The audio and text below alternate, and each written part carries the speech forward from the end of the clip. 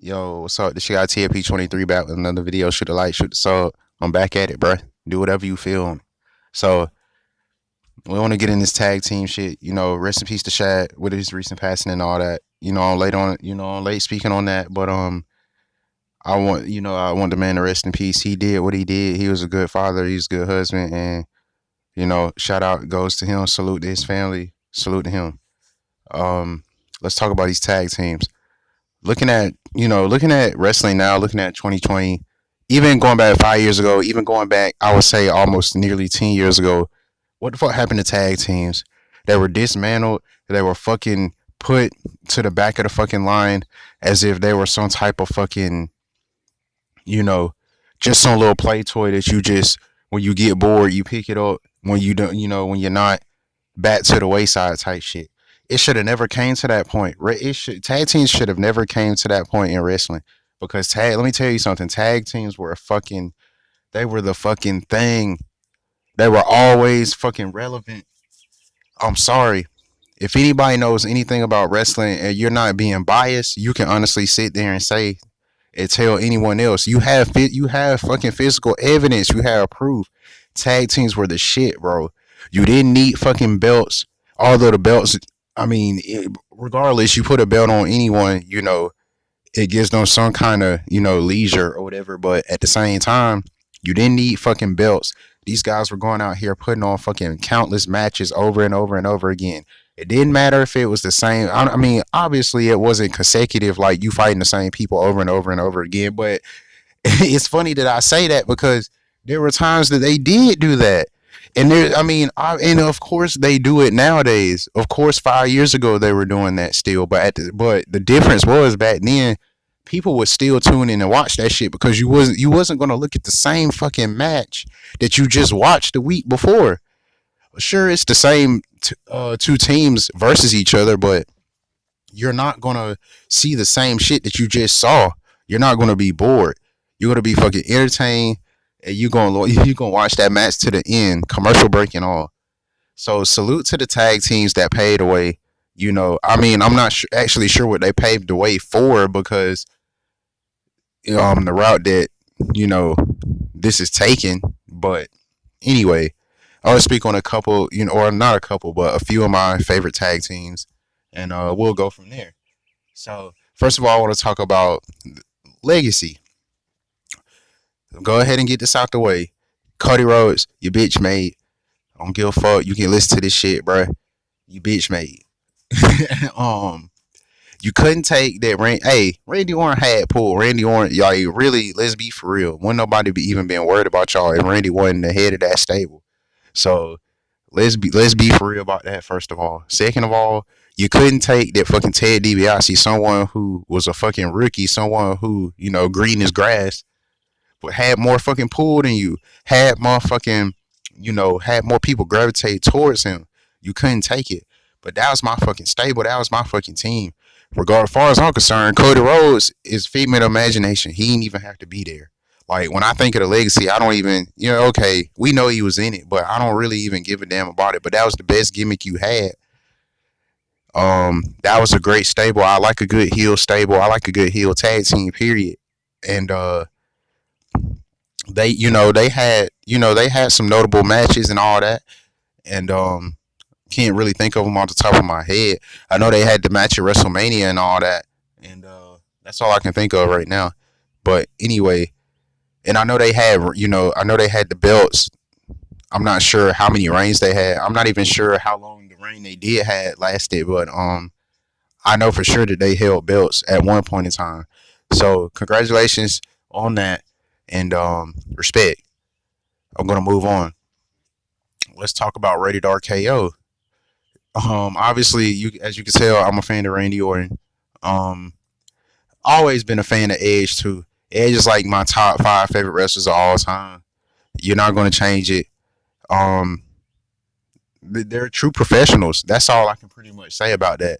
You want to talk about powerhouses, and I don't mean physically. I mean mentally. I mean two guys who perfected their craft. Two guys who started from the bottom of the ranks and worked their way up time and time and time and time again. These are two guys, prime examples. Randy Orton Edge. You know they were gonna come. You know they were gonna come at you with the RKO. You did. You're gonna get speared, and if you're lucky, you don't catch a concerto. But luck had nothing to do with it. You was gonna get, you was gonna get one. You might get two. You might get three. And I couldn't watch enough of it. I was gonna be there for every fucking single second of that shit, and I was. That's one of my favorite tag teams, and respect to them. Obviously, they held the belts. They had their reigns, and there's really nothing else to speak on about that. Those are my guys right there. Moving on, let's talk about Edge and Christian. Edge and Christian, from my point of view, I think maybe I was like, correct me if I'm wrong. I'm probably mistaken. Um, I think I was maybe like in my late. I think I was just becoming a teenager or something. I don't know. I might have been like 10, 11 or something like that when I first really started going back and looking at the history of Edge and Christian, because I knew them from the 2000s. Like I knew them from that, but I didn't know them from like way back in the day when they was really riding wave and shit like that. So it's pretty much all new to me, and I saw something I had never seen before. So that was an amazing tag team. I went back and watched all their matches. Um, I watched all their matches, countless, countless, countless matches, and you know, there's really nothing else to say.